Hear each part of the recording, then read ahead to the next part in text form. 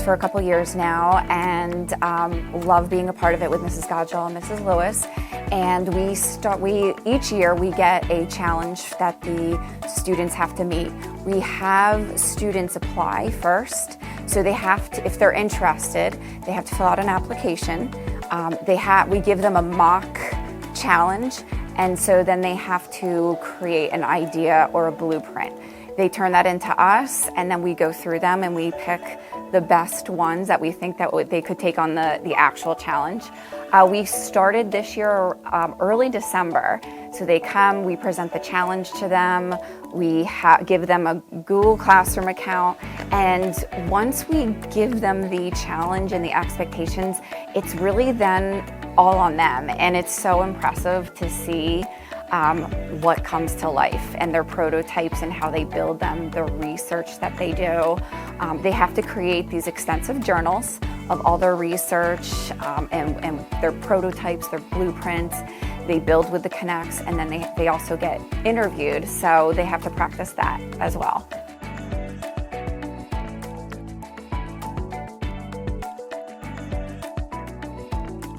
This is to help solve the problem food demand because like with weather conditions and what we researched, a lot of crops are dying, so people aren't able to get their food.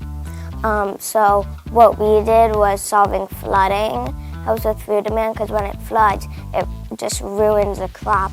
So the farmers have to do the cycle all over again with the crops.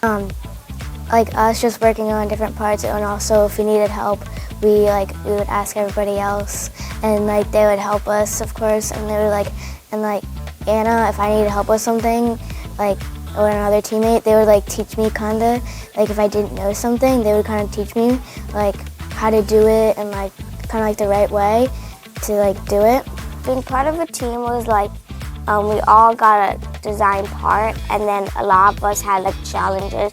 I know we had challenges with the bucket. Lily was designing that, and then she would ask me or another teammate for help. The opportunity for the kids to talk and work as a team, that is a huge thing. And I see sometimes students might struggle academically, but to be able to have those conversations and to talk and to discuss and to design together, I mean, that can take you further than just, the grades and the tests. So that's what I really love seeing, is the collaboration. I was kind of working on the bucket, and Anna helped me a little bit, but the biggest challenge with it was it used to be too heavy, so it wouldn't lift up. So we have to make sure, we had to build it many times and to see if it worked, and then we finally got a good one, and it helped definitely. My favorite part was probably working together, because it was really fun just to design this, and we were so surprised when we got into the second round, and yeah, we worked so hard, so I was really happy when we got into the second round. I'm so happy for them, so proud of them. We use the word feeling fabulous here at JM Grass. So I remember I was at home when I got the news for the boys. So I just couldn't wait to come in and tell them the good news. We got the girls' invitations the morning of. So we ran to some of the specials that they were in to tell them. I'm so proud of them. They worked so hard, and just the fact that this is all them. They created it, and that they're making it to the finals. I couldn't be prouder.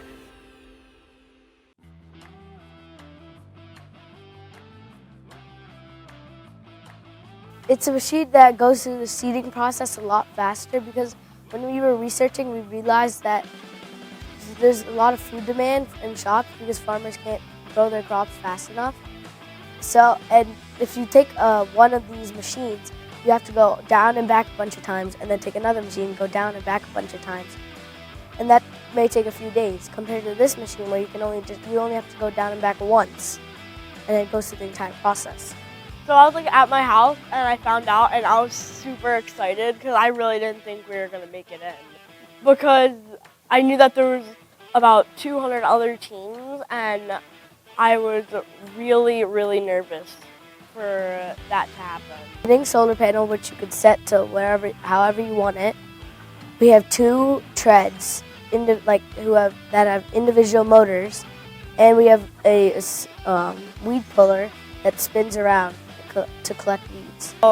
It took us many months to do, and we would come in every Tuesday or sometimes Wednesday and come in early to school, and we'd work on our design every day, getting a little bit farther. Sometimes it was hard, sometimes it was easy. Sometimes we had to go in through our research or think about how to build this differently so this doesn't happen. But sometimes it got harder because we had no clue what to do, none of us. So we had to help ask the teachers and stuff. STEM because I really like technology, and technology is my thing. And I really like being able to problem solve things if things need solving or if something isn't working right. I really like fixing stuff like that.